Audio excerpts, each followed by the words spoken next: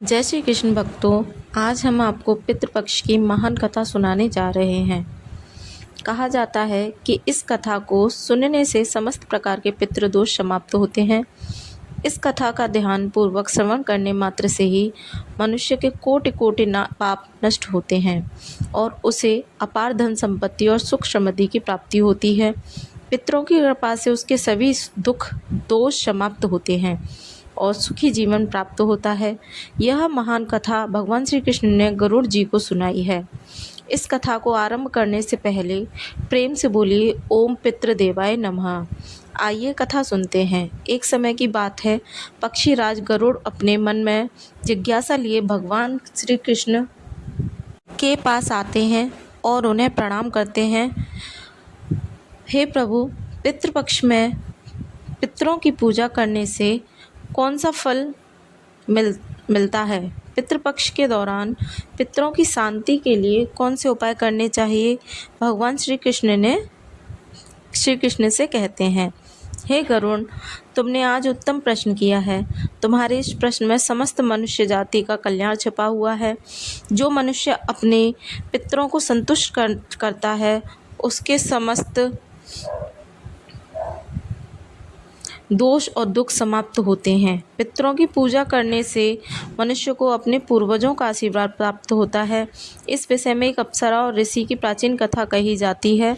इस कथा को श्रवण करने से तुम्हें तुम्हारे सभी प्रश्नों के उत्तर मिल जाएंगे। इसीलिए हे गरुड़, तुम इस कथा को ध्यान से सुनो। इस कथा को जो भी सुनता है उसके समस्त प्रकार के पितृदोष का नाश होता है। जो भी इस कथा को सुनता है और सुनाता है, उसके ऊपर पितरों की कृपा सदैव बनी रहती है। गरुड़ जी कहते हैं, हे प्रभु, आपके मुख से इस कथा को सुनने के लिए मैं उत्सुक हूँ। कृपया आप मुझे वह कथा सुनाइए। मैं इस कथा का प्रचार अवश्य करूँगा। फिर भगवान श्री कृष्ण गरुड़ जी को पितृपक्ष की कथा सुनाने लगते हैं। इसीलिए श्रोताओं, आप भी इस कथा को ध्यानपूर्वक पूरा जरूर सुनें। इस कथा के श्रवण मात्र से मनुष्य के सभी पाप और दोष नष्ट हो जाते हैं। उसे पितृदोष से मुक्ति मिलती है। सभी कर्ज उतर जाते हैं। धन धान्य संपत्ति की प्राप्ति होती है तथा सुंदर गुणवान पत्नी की प्राप्ति निश्चित होती है। संतानहीन को संतान प्राप्त करने वाली यह कथा अत्यंत महान है। पितृपक्ष के दौरान इस कथा का श्रवण प्रत्येक मनुष्य को करना चाहिए। इसका श्रवण करने से पितृदेव प्रसन्न होते हैं, वरदान देते हैं। श्री कृष्ण कहते हैं, हे गरुड़, प्राचीन काल की बात है। रुचि नामक एक राजा थे जो संसार के माया मोह को छोड़कर निर्भय होकर ब्रह्मचर्य का पालन करते हुए निरंकार भगवान से पृथ्वी पर विचरण करने लगे। उन्होंने संसार की सभी खुशियों और भोगों का त्याग कर दिया था। उन्होंने घर में रहना भी छोड़ दिया था। वह एक बार ही भोजन करते थे और वन में भटकते रहते थे। उन्हें ऐसा वैराग्य धारण किया हुआ देखकर उनके समस्त पितृगण अत्यंत दुखी हो गए। अपने वंशज को इस प्रकार से वंश को नष्ट करता हुआ देखकर उन्हें भय लगने लगा। उन्होंने सोचा कि वह स्वयं चलकर अपने वंशज से मिलेंगे और उसे वैराग्य का त्याग करने के लिए कहेंगे। फिर एक दिन जब ऋषि रुचि ध्यान मग्न होकर तपस्या कर रहे थे, उसी समय उनके समस्त पितृगण उसे स्थान पर प्रकट हुए। जब ऋषि रुचि ने अपनी आंखें खोलीं तो उन्होंने 4 दिव्य आत्माओं को अपने सामने खड़ा देखा। उन्हें देखकर वे आश्चर्यचकित हो गए और उन्हें प्रणाम करते हुए कहने लगे, हे महान आत्माओं, आप कौन हैं और किस कार्य से यहाँ पधारी हैं? आप मुझे दर्शन देने के लिए पधारे हैं। वे सभी दिव्य आत्माएं कहने लगीं, वत्स, हम तुम्हारे पूर्वज हैं और हम तुम्हारे इस वैराग्यपूर्ण आचरण से अत्यंत दुखी हैं। इसीलिए तुमसे मिलने के लिए आए हैं। ऋषि रुचि ने उन्हें नमस्कार करते हुए आदरपूर्वक पूछा, पितृगण, आप सभी के दर्शन करके मैं कृतार्थ हो गया, किंतु आप मेरे आचरण से दुखी क्यों हैं? कृपया मुझे विस्तार से बताइए। मुझसे ऐसी कौन सी भूल हो गई जो मेरे पूर्वज मुझे असंतुष्ट और दुखी हैं? तब वे सभी पितृगण कहने लगे, हे वत्स, तुमने किस कारण से विवाह नहीं किया? विवाह स्वर्ग और मोक्ष प्राप्ति का उत्तम मार्ग है। गृहस्थ आश्रम के बिना मनुष्य को शाश्वत बंधन है। गृहस्थ में रहकर मनुष्य देवताओं, पितरों, ऋषियों और याचकों की पूजा करके उत्तम लोकों को प्राप्त करता है। वह देवताओं को स्वाहा और पितरों को श्राद्ध शब्द के उच्चारण से तथा द्वार पर आए अतिथियों और याचकों को दान देकर संतुष्ट करता है। विवाह न करके, संतान को उत्पन्न न करके तुम देवराना तथा पितृजनों के ऋण से मुक्ति न पा सकोगे। संसार में रहने वाले मनुष्य, ऋषि तथा अन्य प्राणियों के लिए भी तुम प्रतिदिन ऋणी ही रहोगे। संतान की उत्पत्ति के बिना तुम स्वर्ग को कैसे प्राप्त कर सकोगे? देव पूजा, पितृ तर्पण तथा संन्यास ग्रहण किए बगैर तुम्हें स्वर्ग की प्राप्ति नहीं होगी। सभी पितर कहते हैं, हे पुत्र, यदि तुमने विवाह नहीं किया तो यह अन्याय केवल तुम्हें कष्ट ही देगा। ऐसा करने के बाद तुम्हें नरक की प्राप्ति होगी और अगले जन्म में भी कष्ट भोगोगे। फिर ऋषि रुचि ने अपने पितरों से कहा, हे पितरों, जीवन में विवाह करना अत्यंत दुखदायक है। इससे पाप का संग्रह होता है और अंतकाल में यह अधोगति प्राप्त कराता है। इसी विचार से मैंने स्त्री के साथ विवाह नहीं किया। स्त्री संग परिग्रह करने से मुक्ति नहीं मिलती। जो व्यक्ति अविवाहित रहकर प्रतिदिन विद्या ग्रहण करता है और ज्ञान के अमृत से अपनी आत्मा को निर्मल करता है, वह मेरे लिए श्रेष्ठ है, विद्वान है। अनेक प्रकार के सांसारिक कर्मों का वर्णन किया। इसीलिए मनुष्य को अपने इंद्रियों पर संयम रखकर तत्व ज्ञान के जल से आत्मा को शुद्ध करना चाहिए। फिर पितरों ने कहा, इंद्रियों को वश में रखकर ज्ञान के द्वारा आत्मा को निर्मल करना चाहिए। तुम्हारा यह कथन उचित है किंतु यह कल्याण का मार्ग नहीं है जिस पर तुम चल रहे हो। यज्ञ, तप और दान के द्वारा अपने अमल को दूर करते हुए फल प्राप्ति की कामना से रहित जो शुभ और अशुभ कर्म है वह बंधन के कारण नहीं होते। जो पूर्व का कर्म है वह भोग से नष्ट होता है।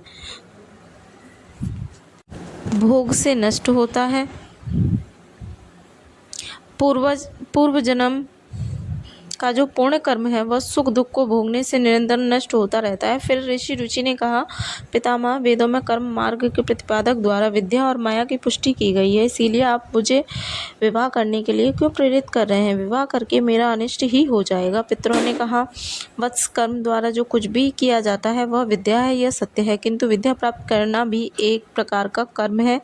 शास्त्रों में जो बेहद कम है, सज्जन पुरुष उसका उल्लंघन नहीं करते, उन्हें उसी से मोक्ष की प्राप्ति होती है। शास्त्रों में पुरुष को विवाह करने की आज्ञा दी गई है। विवाह न करने पर पुरुष को मुक्ति नहीं मिलती। संतान के बिना उसे मोक्ष नहीं मिलता है। संतान के द्वारा किए गए श्राद्ध कर्म से ही उसे मोक्ष मिलता है। इसीलिए ही पुत्र तुम विविध पूर्वक विवाह करो। विवाह न करने से तुम्हारे सभी कर्म भी नष्ट हो जाएंगे और तुम विफलता को ही प्राप्त करोगे। यदि हमारा वंश नष्ट हो जाएगा तो हमारी आत्माएं अतृप्त ही रहेंगी। विवाह करके संतान उत्पन्न करके ही तुम अपने पितरों को संतुष्ट कर सकते हो। श्री कृष्ण कहते हैं, हे गरुड़, इस प्रकार से अपने पितरों के वचन सुनकर ऋषि रुचि को बड़ी गिलानी हुई। उन्होंने विवाह करने का निश्चय किया। फिर ऋषि रुचि ने अपने पितरों से कहा, हे पितरों, अब तो मैं बूढ़ा हो गया हूँ, कौन मुझे अपनी कन्या प्रदान करेगा? वैसे भी मुझे जैसे वृद्ध व्यक्ति के लिए विवाह करना अत्यंत कष्टदायक है। फिर पितरों ने कहा, वत्स, यदि तुम हमारे वचनों का पालन नहीं करोगे तो निश्चित ही हम सभी पितरों का पतन हो जाएगा और तुम्हारी अधोगति हो जाएगी। इतना कहकर सभी पितर अदृश्य हो गए। श्री कृष्ण कहते हैं, हे गरुड़, पितरों के द्वारा ऐसा वाक्य सुनकर ऋषि रुचि मन ही मन अत्यधिक व्याकुल हो उठे। अपने पितरों की मुक्ति के लिए विवाह करने का विचार करते हुए वे कन्या की खोज में पृथ्वी लोक पर विचरण करने लगे, किंतु उन्हें कहीं भी कन्या नहीं मिली। अपने पितरों के वचनों को बार बार मन में सुनते हुए चिंताग्रस्त होकर सोचने लगे, मैं क्या करूं, कहाँ जाऊं? मेरे पितृगणों को मुक्ति दिलवाने के लिए कौन सी स्त्री मुझे विवाह करेगी? इस प्रकार देर तक विचार करने के बाद ऋषि रुचि ब्रह्मा देव की तपस्या करना शुरू कर दिया। ऋषि रुचि ने 100 वर्षों तक एक वन में घोर तपस्या की। तत्पश्चात जगत पिता ब्रह्मा ने उन्हें दर्शन दिए और कहा, हे रुचि, मैं तुम्हारी तपस्या से प्रसन्न हूँ। तुम्हारी जो भी अभिलाषा है उसे प्रकट करो, मैं अवश्य पूर्ण करूँगा। तब ऋषि रुचि ने ब्रह्मदेव को प्रणाम किया और कहा, हे परमपिता, मेरे पितरों ने मुझे संतान उत्पन्न करने के लिए कहा है, किंतु इस समय मुझे विवाह के लिए कोई कन्या दिखाई नहीं पड़ रही है, इसीलिए कृपया आप मुझे कन्या प्रदान करें जिससे विवाह करके मैं संतान प्राप्त कर सकूं। इस पर ब्रह्मदेव ने कहा, प्रिय, तुम संसार के प्रजापति हो जाओगे, तुम्हारे द्वारा प्रजा की सृष्टि होगी। तुम्हारे पितरों ने उचित ही कहा है कि तुम स्त्री से विवाह करना चाहिए। इस अभिलाषा को मन में रखते हुए तुम्हें पितरों की पूजा करनी चाहिए। वह प्रसन्न होकर तुम्हारी इस मनोकामना को पूर्ण करेंगे और तुम्हें उत्तम स्त्री की प्राप्ति होगी। इस प्रकार कहकर ब्रह्मदेव अंतर्ध्यान हो गए। ब्रह्मा जी के वचन सुनकर ऋषि रुचि ने पुनः अपने पितरों को प्रसन्न करने के लिए फिर ऋषि रुचि नदी के तट पर पहुँचे और एकांत में उन्होंने अपने पितरों का तर्पण करके उन्हें संतृप्त किया। तत्पश्चात एकाग्रचित होकर वे भक्ति पूर्वक अपने पितरों की स्तुति करने लगे। श्री कृष्ण कहते हैं, हे गरुण, ऋषि रुचि ने अपने पितरों के लिए जो स्तुति की उसे प्रत्येक मनुष्य को ध्यान से सुनना चाहिए। यह स्तुति सब दुख और दोषों को नष्ट करने वाली है। जो केवल एक बार इस स्तुति को सुनता है उसके अनेक पाप नष्ट होते हैं और उसे पितरों का आशीर्वाद प्राप्त होता है। इसीलिए तुम इस स्तुति को ध्यान से सुनो, तभी यह कथन सुनने का फल तुम्हें प्राप्त होगा। महात्मा रुचि इस प्रकार स्तुति करने लगे, जो आदि देवता के रूप में विद्वान रहते हैं और जो श्राद्ध के अवसर पर देवताओं से स्वधा द्वारा तृप्ति किए जाते हैं, उन सभी पितृगणों को मैं नमस्कार करता हूँ। स्वर्ग में अवस्थित महर्षिगण भक्ति मुक्ति की कामना से मानसिक श्रद्धा द्वारा जिन्हें भक्ति पूर्वक तृप्ति करते हैं, उन सभी पितरों को मैं प्रणाम करता हूँ। अग्निशमन बड़े सहित अजा और सोम्प नामक पितृगण हैं, वे सभी इस श्रद्धा में मेरे द्वारा संतृप्त होकर तृप्ति को प्राप्त करें। अग्निशाख पितर मेरी पूर्व दिशा की रक्षा करें। वर्षद नामक पितृगण सर्वदा मेरी दक्षिण दिशा की रक्षा करें। आग पितृजन पश्चिम दिशा की तथा सोम पितृगण उत्तर दिशा की रक्षा करें। यह समस्त पितृजन राक्षस, भूत, पिशाच और असुर गणों के कारण उत्पन्न दोष से नित्य प्रकार से हमारी रक्षा करें। पितरों के 31 गण होते हैं जिन्हें यह संपूर्ण जगत पर व्याप्त है। यह सभी पितृजन इस श्राद्ध में मेरे द्वारा संतुष्ट हों। इस प्रकार ऋषि रुचि द्वारा स्तुति करने पर पितृ अत्यंत प्रसन्न हो गए और इस समय एक दिव्य तेज उत्पन्न हुआ जो आकाश मंडल में चारों ओर व्याप्त हुआ। संपूर्ण विश्व को अपने तेज से अधिक करने वाली उस रोशनी को देखकर ऋषि रुचि अपने घुटनों पर बैठकर फिर से पितरों की स्तुति करने लगे। रुचि की स्तुति सुनकर पितृगण अत्यंत प्रसन्न हुए और वह उनके सामने प्रकट हुए। रुचि ने पुष्प से उन्हें निवेदन किया था। वे सभी पितृ उन्हीं को धारण करके उनके सामने प्रकट हुए। रुचि ने भक्तिपूर्वक हाथ जोड़कर अपने पितरों को प्रणाम किया और निवेदन किया। प्रसन्न होकर पितरों ने कहा, हे प्रभु, तुम्हारी यह स्तुति से हमें अत्यंत प्रसन्न है, इसीलिए अब तुम्हारी जो भी कामना हो वह निसंकोच होकर कहो। फिर नतमस्तक होकर रुचि ने पितरों से कहा, हे पितृदेव, ब्रह्मदेव ने सृष्टि की रक्षा करने के लिए मुझे प्रजापति बनाया है, इसीलिए मैं आपसे संतान उत्पन्न करने में समर्थ, गुणवान, चित्तवान पत्नी की कामना करता हूँ। फिर पितरों ने कहा, इस स्थान पर सभी इसी क्षण तुम्हें उत्तम मनोरमा पत्नी की प्राप्ति होगी और उसी से तुम्हें पुत्र होगा। रुचि का पुत्र बुद्धिमान और बलशाली होकर तीनों लोकों में ख्याति प्राप्त करेगा। उसके भी अतिशय बलवान, महापराक्रमी, महात्मा और पृथ्वी का पालन करने वाला बहुत से पुत्र होंगे। इतना कहकर समस्त पितृगण ऋषि रुचि को आशीर्वाद देकर उससे स्थान से अंतर्ध्यान हो गए। पितरों के अंतर ध्यान होते ही पितरों की कृपा इस समय उस नदी के मध्य से ही रुचि के समीप प्रिय लगने वाली सुंदर श्रेष्ठ एक अप्सरा प्रकट हुई। उसे श्रेष्ठ अप्सरा ने मधुर वाणी में महात्मा रुचि से कहा, हे वरुण के पुत्र महर्षि पुष्कर द्वारा मेरी एक अतिशय सुंदर कन्या उत्पन्न हुई है। मैं उस सुंदर रूप वाली कन्या को भार्या के रूप में आपको प्रदान करती हूँ। इससे आप इसे विवाह करें। इस कन्या से आपको अभिषेक बुद्धिमान मनु नामक का पुत्र होगा। फिर प्रजापति रुचि ने उस अप्सरा कन्या से विवाह किया। श्री कृष्ण कहते हैं, हे गरुण, इस प्रकार से ऋषि रुचि ने अपने पितरों को प्रसन्न करके विवाह के लिए कन्या प्राप्त की और अपने वंश को आगे बढ़ाया। कथा के अंत में भगवान श्री कृष्ण ने गरुण जी को पितरों को प्रसन्न करने के लिए अनेक उपाय विस्तार से बताए। यह उपाय मनुष्य के जीवन में पितृदोष को समाप्त करके और पितरों की कृपा प्राप्त करने के लिए अत्यंत आवश्यक माने जाते हैं। श्री कृष्ण ने गरुड़ जी से कहा, हे पितरों को प्रसन्न करने के लिए कुछ विशेष अनुष्ठान, तर्पण और धार्मिक कार्यों का पालन करना आवश्यक होता है। आइए जानते हैं उन महत्वपूर्ण उपायों के बारे में। पितरों को प्रसन्न करने का सबसे पहले और मुख्य उपाय तर्पण है। तर्पण का अर्थ है जल अर्पण करना। पितृपक्ष के दौरान पवित्र जल को हाथ में लेकर पितरों का आह्वान करते हुए उन्हें जल अर्पण करना चाहिए। तर्पण में काले तिल, जल, दूध और कुश का उपयोग किया जाता है। यह कार्य पवित्र मन और श्रद्धा से करना चाहिए, जिससे पितृगण तृप्त होकर प्रसन्न होते हैं।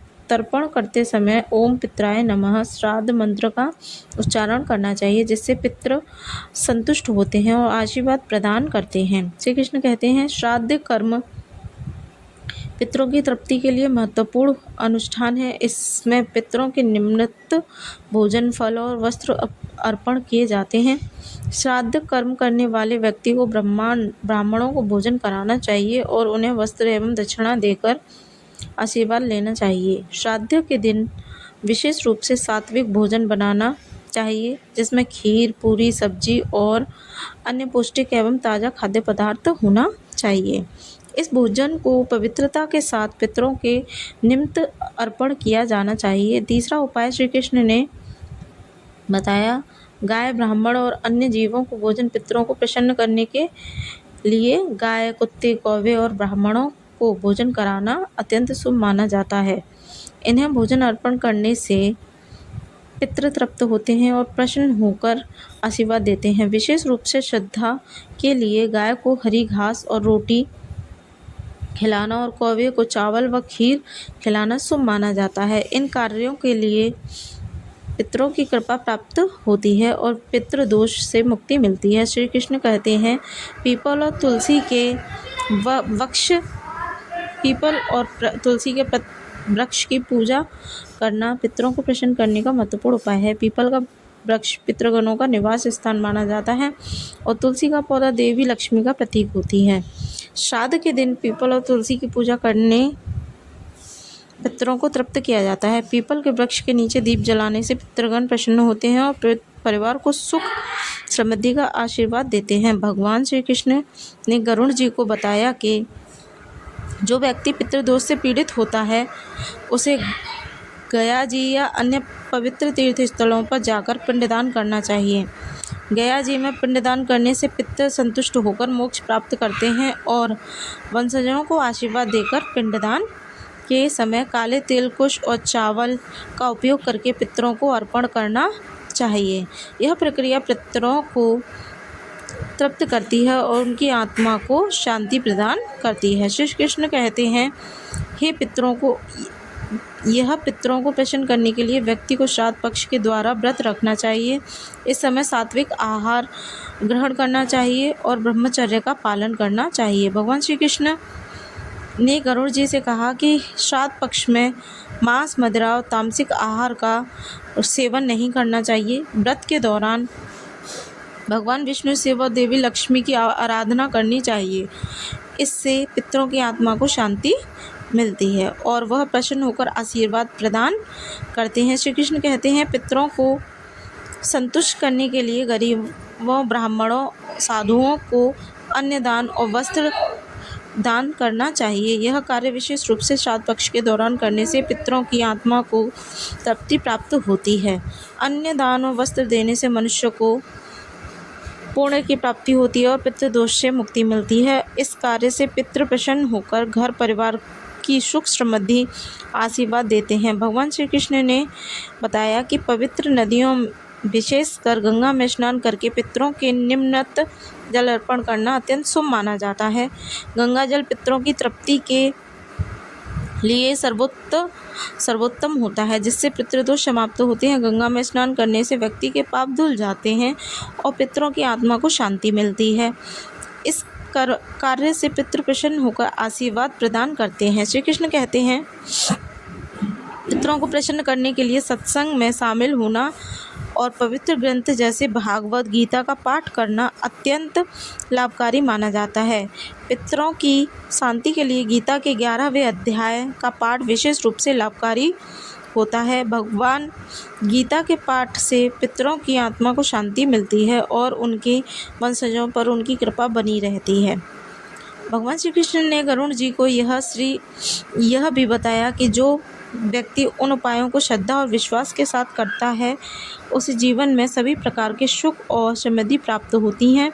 पितरों की कृपा से उसके समस्त दोष समाप्त होते हैं और परिवार में शांति बनी रहती है। इन उपायों को नियमित रूप से करने से पितृदोष से मुक्ति मिलती है और पितृ प्रसन्न होकर वंशजों को आशीर्वाद देते हैं। श्री कृष्ण ने गरुड़ जी से कहा, हे गरुड़, जो भी व्यक्ति इन उपायों का पालन करता है उसे पितृदोष का कभी सामना नहीं करना पड़ता और उसके पितृ सदैव प्रसन्न रहते हैं। इस प्रकार भगवान श्री कृष्ण ने पितरों को प्रसन्न करने के विभिन्न उपाय विस्तार से बताए, जिन्हें हर व्यक्ति को पितृपक्ष में करना चाहिए। तो श्रोताओं, इस प्रकार से गरुड़ पुराण में पितृपक्ष की कथा का वर्णन किया गया है। उम्मीद है आपको यह कथा पसंद आई होगी। प्रेम से बोलिए जय श्री हरि विष्णु। ऐसे ही और भी रोचक और आध्यात्मिक वीडियोस के लिए चैनल को सब्सक्राइब करें। दोस्तों, आपको यह कथा कैसी लगी कृपया कमेंट करके ज़रूर बताएं। वीडियो पसंद आए तो लाइक अवश्य करें। राधे राधे।